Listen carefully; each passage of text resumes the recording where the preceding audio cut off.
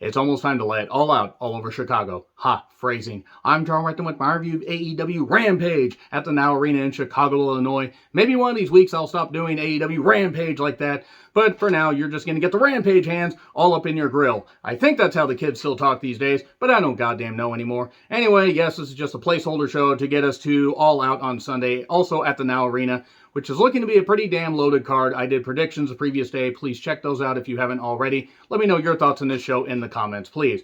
So I do want to say they need to get Jericho off of commentary. One trick is to tell them stories that don't go anywhere. I tied an onion to my belt. That was a style at the time. Seriously, Jericho is fucking revolting on commentary. He just shouts, lets it all out. He's like a drunk uncle we can do without.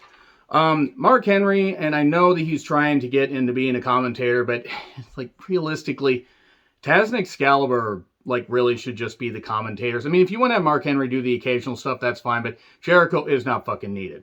Like, he was entertaining at first on commentary, and now it's just like a drunk uncle shouting at a way, and like it's like, oh, you're gonna marry, what are you gonna do? It's like he tries to do bad karaoke and everything, which actually describes his tour with Fozzy. So anyway, Malachi Black took on Lee Johnson. Now, I like Lee Johnson, and Lee Johnson was impressive against Miro, and I understand what they were trying to do. This match should have been cut in half.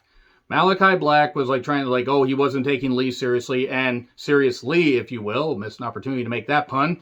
And Lee did a cool dive and everything. There was some good stuff, but I just feel like this match went on twice as long as it should have. And, you know, Alcer, sorry, I'm still trying to get used to calling him Malachi Black, but anyway, he got a chair and tells Lee to use it. Just use it. And no, he hits him with the black mask and covers him 1, 2, 3.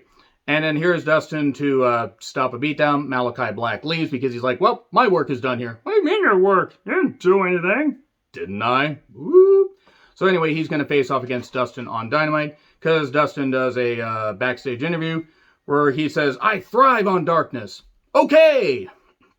So anyway, at least we're not going to go to the Black Rain phase because holy shit, that wasn't very good. I'm glad that he cleaned up because that was really, really scary to see him like that. Now, Malachi Black versus Lee Johnson wasn't bad, but I just feel that it went on a bit too long. So anyway, here's Miro. I ask again, why was he not presented like this from the very fucking beginning? He knocks Eddie, talks about being God's favorite champion, all that and everything. Really, really good stuff. And then Kingston comes out and says, let's say your God's real. Like, well, you know, he sent me here to take care of you because you've sinned. And you're the Redeemer? Well, redeem D's nuts. Why that worked from Eddie Kingston, I don't know, because D's nuts, my goodness, that's so fucking goddamn old. I think I was in my 20s when that thing, you know, that phrase first happened. They have a bit of a brawl. And, you know, Eddie had mentioned in the promo, and I mentioned in the pre-tape on Dynamite, that Miro's susceptible to the DDT, and he hit him with a DDT. He talked about all the moves he did to target the neck. Those were his kryptonite. So that was good stuff. Nice little bit of storytelling. And then Britt Baker gets a pop, DMD, and, you know, Jamie Hayter, my fucking goodness, Jamie Hayter, wasn't distracted by her during this match. How dare you accuse me of that? And she teamed with Rebel against Chris Statlander. I wonder who took the pin. It was Rebel. It was clearly Rebel because Statlander's facing off against Britt Baker, and they just brought Jamie Hayter in, and why are they going to have her lose? The match wasn't bad. I mean, there wasn't an impressive, like, double lift, like, where Statlander had, you know, Rebel on her and also picked up Hayter. That was very impressive. Statlander putting in the work, and that got a big pop. And then she did some kind of weird stretch on Rebel for the win. While Hayter was just out there with Britt, like, nope, you know, we need to protect you, and we also need to protect me and everything. And Rebel can just take the pin, because Rebel's getting beat up. I'm glad the Rebel's okay after having that knee issue. After coming back from another knee issue, like recently in that tag match with Nyla and Vicky.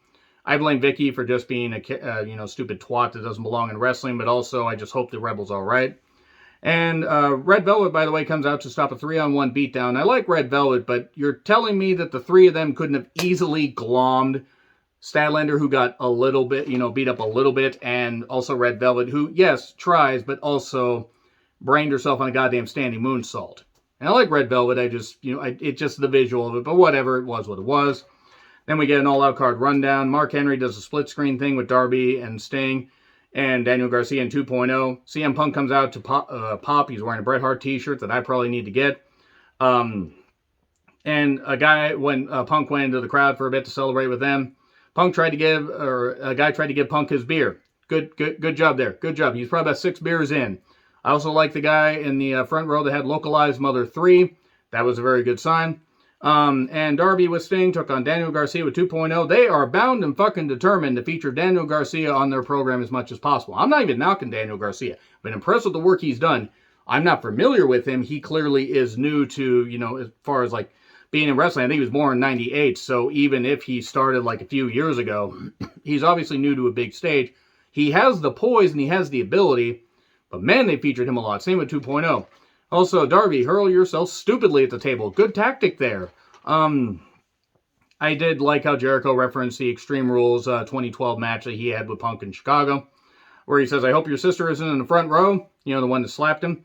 And Daniel Garcia did some good stuff, and Darby got the Last Supper pin on 1, 2, 3. And then we get Aftermath, where Sting is fighting off with Garcia, and 2.0 are beating up Darby. Punk comes down, and we get a stare down and scene. So there we go. Good stuff. Good hook there. And we'll see what happens at All Out. Now, apparently they taped a lot of matches for Dark, so I actually wouldn't be too shocked if they have a special episode of Dark tomorrow. They split them and maybe have that, like a 50-minute episode. So we'll see if there is. I'll have a review up of that. So anyway, let me know your thoughts in the comments. Like, share, subscribe, Twitter handle in the description. I'm John Ritlin. I'll see you soon.